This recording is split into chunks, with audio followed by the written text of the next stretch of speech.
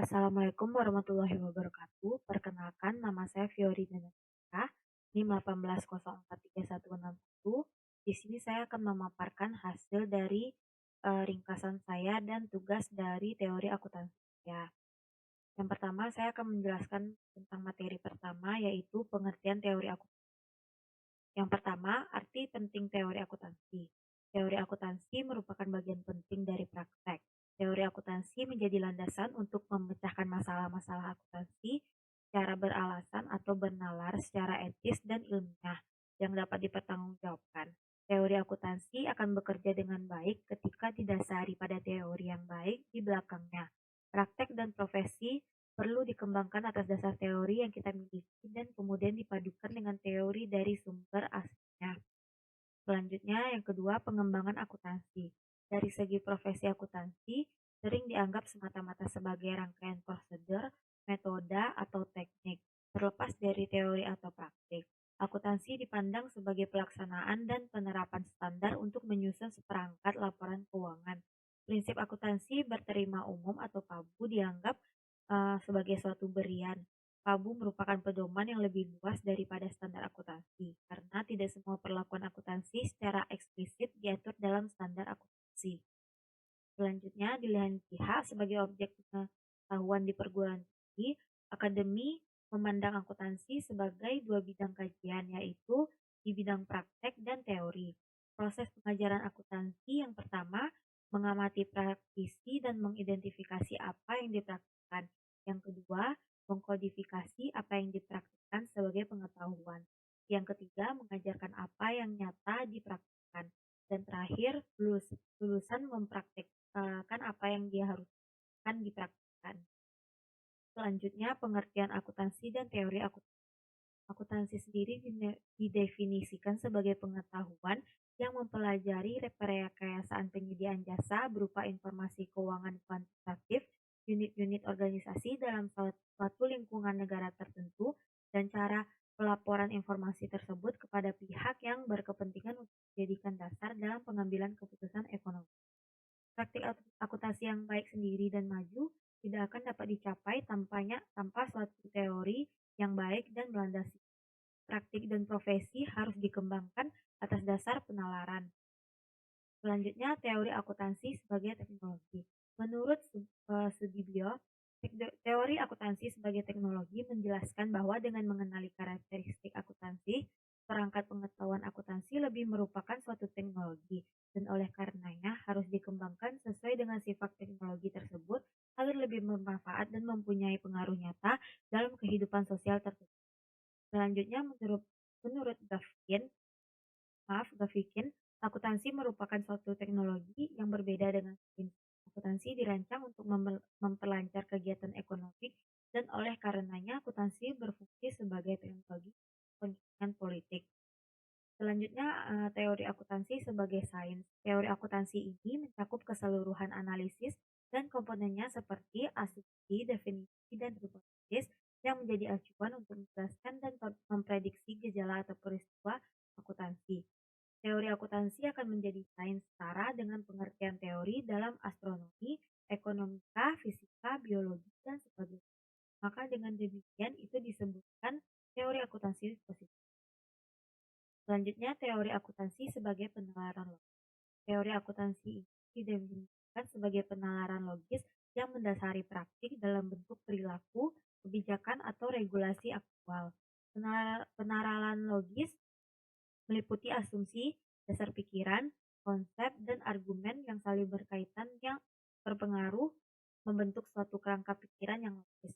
Proses penalaran logika akuntansi berlangsung dalam bentuk laporan keuangan teknis. Selanjutnya, perspektif teori akuntansi.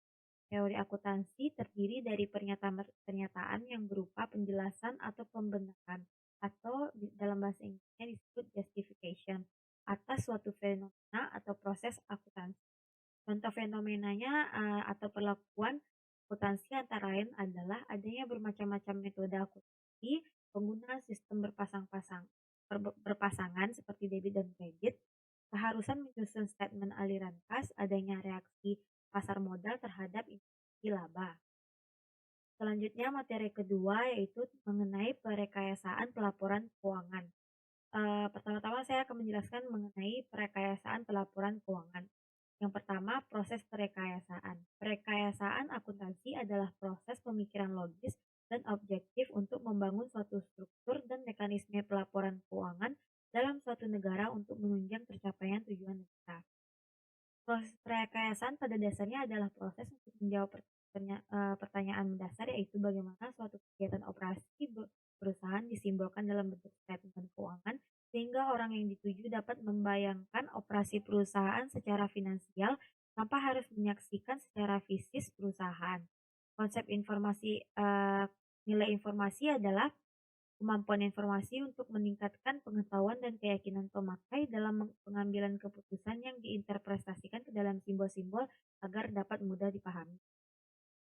Selanjutnya, konsep informasi akuntansi. Definisi akuntansi adalah informasi keuangan. Sederetan angka yang belum tentu merupakan informasi, tetapi tetap hanya sekadar data atau deretan angka tersebut tidak memiliki makna atau nilai bagi yang membaca. Nilai informasi adalah kemampuan informasi untuk meningkatkan pengetahuan dan keyakinan pemakai dalam pengambilan keputusan. Selanjutnya ke rangka konseptual. Setelah kita mendapatkan konsep informasi akuntansi, kemudian dipilihlah beberapa konsep lalu dituangkan dalam dokumen resmi yang disebut dengan rangka konseptual atau bisa disebut dengan conceptual framework. Rangka konseptual tersebut dibuat sebagai landasan untuk memecahkan berbagai masalah perlakuan akuntansi. Jika rangka konseptual tidak disusun, maka penyusun standar akan sulit mengevaluasi argumen akuntansi yang telah ada.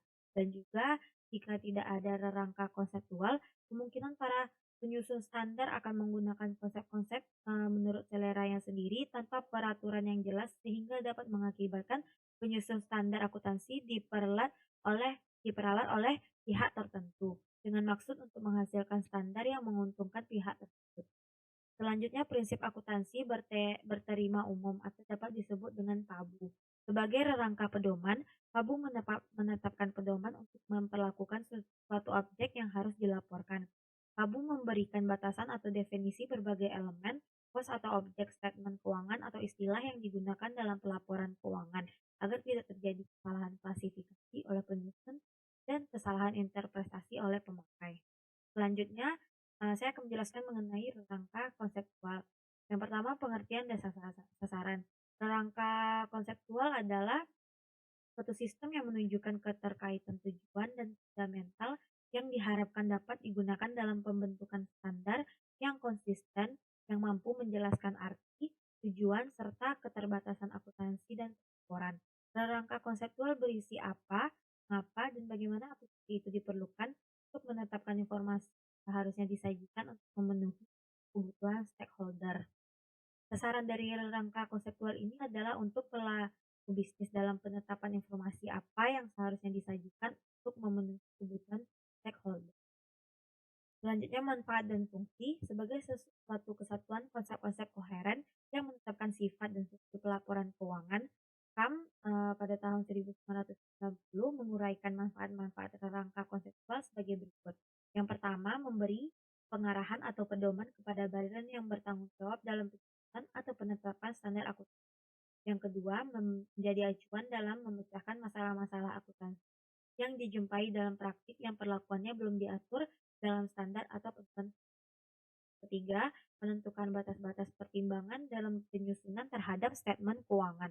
Yang keempat, meningkatkan pemahaman pemakai statement keuangan dan meningkatkan keyakinan terhadap statement keuangan. Yang terakhir, yang kelima, meningkatkan keterbandingan statement keuangan antar perusahaan. Selanjutnya, saya akan menjelaskan mengenai rangka konseptual FASD. Yang pertama, tujuan pelaporan keuangan.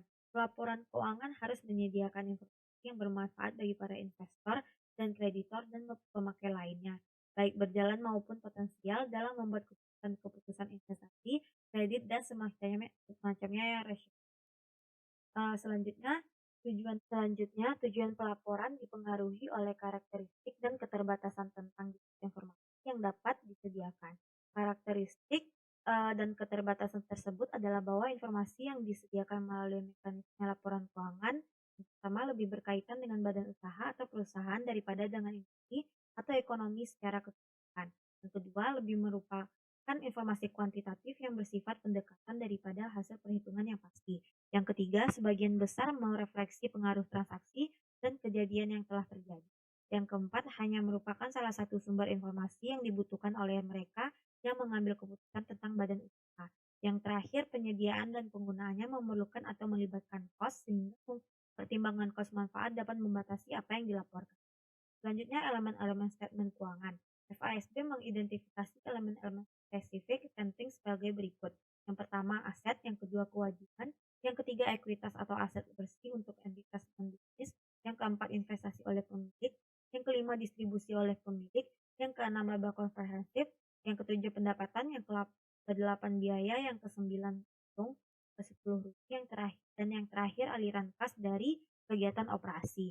Selanjutnya, pengukuran dan pengakuan. Pengukuran adalah penentuan besarnya unit pengukur yang akan diletakkan dalam suatu objek yang terlibat dalam suatu transaksi, kejadian, atau keadaan untuk mempresentasi makna atau atribut objek tersebut. Sedangkan pengakuan adalah pencatatan secara resmi suatu kuantitas hasil pengukuran ke dalam sistem akuntansi sehingga jumlah rupiah tersebut akan mempengaruhi suatu pos dan terrefleksi dalam statement keuangan. Selanjutnya saya akan mencoba menjawab latihan soal diskusi yang telah diberikan. Yang pertama, bagaimana posisi yang diambil Suwarjono, yaitu penulis buku teori akuntansi tentang akuntansi dan teori akuntansi. Posisi yang diambil Suwarjono mengenai akuntansi dan teori akuntansi yaitu sebagai seni, sains, dan juga teknologi. Jika dalam seni, akuntansi adalah sebuah keterampilan keahlian, kerajinan, serta memerlukan perasaan, intuisi, pengalaman, bakat, dan pertimbangan. Dalam sains, akuntansi berhubungan dengan metode ilmiah yang dimana berfungsi untuk mengungkapkan suatu kebenaran yang kesimpulan dalam kaidah ilmiah dan dalam teori akuntansi adalah pernyataan untuk menjelaskan dan memprediksi fenomena akuntansi untuk menghasilkan sebuah validitas secara ilmiah.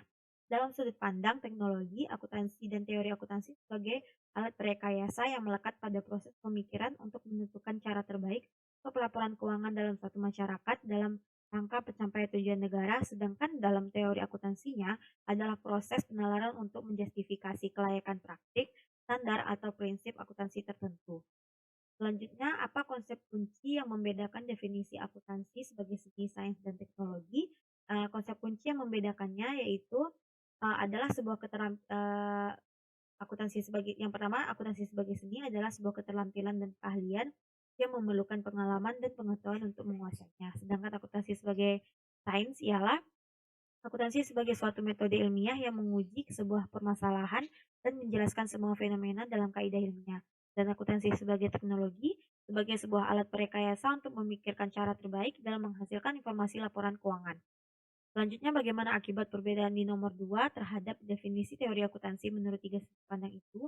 Akibat dari perbedaan tiga sudut pandang akuntansi terhadap definisi teori akuntansi adalah menciptakan teori yang berguna sebagai rangka konseptual dalam pembentukan teori akuntansi.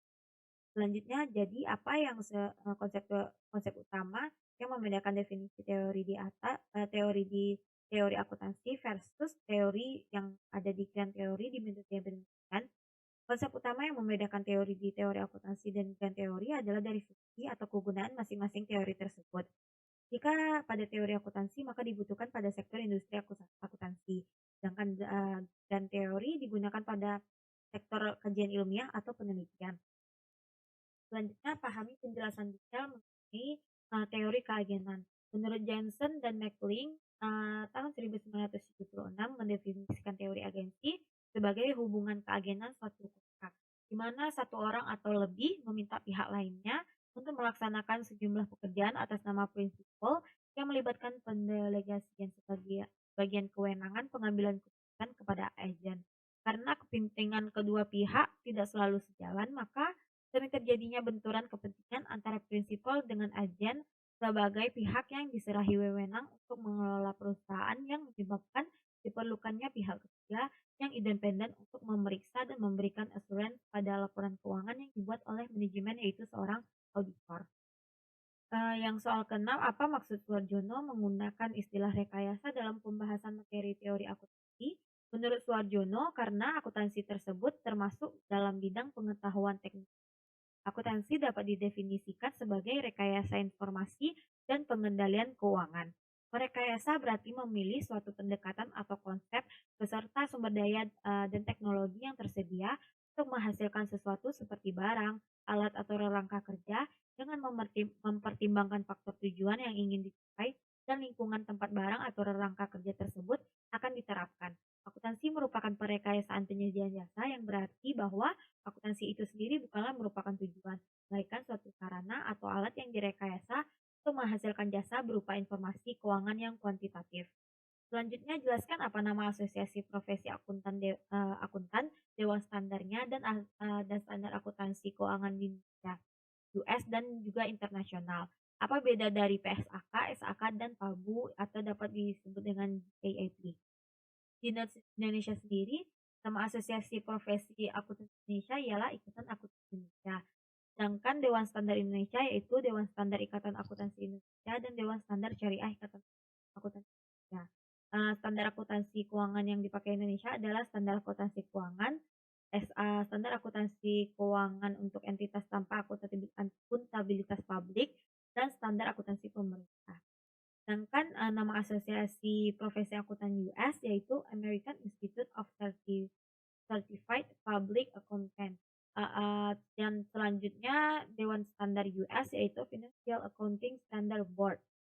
Dan standar akuntansi keuangan di US adalah General Accepted Accounting Principle. Selanjutnya, nama asosiasi profesi akuntan global atau internasional yaitu International Federation of Accountants. Sedangkan dewan standar globalnya yaitu International Accounting Standard Board, dan standar akuntansi keuangan global atau internasionalnya ialah International Financial Reporting Standard. Perbedaan antara PSAK, SAK, dan juga PABU yaitu PSAK atau Pernyataan Standar Akuntansi Keuangan adalah suatu standar yang dibentuk untuk menciptakan keseragaman laporan keuangan. Sedangkan standar akuntansi keuangan adalah format dan prosedur pembuatan laporan keuangan yang menjadi aturan baku penyajian informasi keuangan suatu kegiatan usaha atau perusahaan.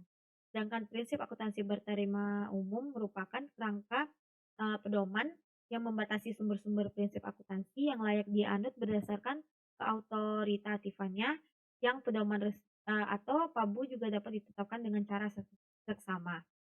Selanjutnya pelajari rangka konseptual FASD. Apa saja karakteristik kualitatif yang tercakup di dalamnya? Yang tercakup dalam karakteristik kualitatif menurut FASD yaitu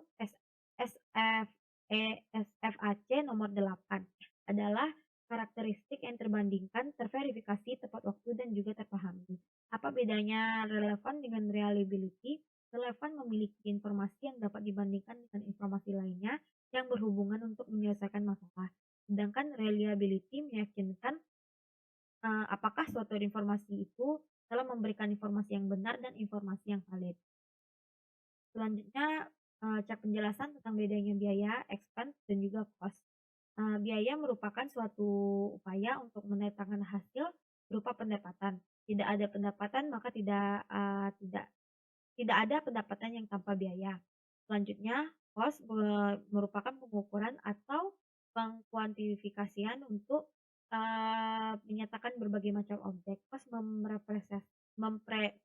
merepresentasikan realitas kegiatan ekonomi kesatuan usaha untuk menghasilkan informasi semantik tentang realitas tersebut.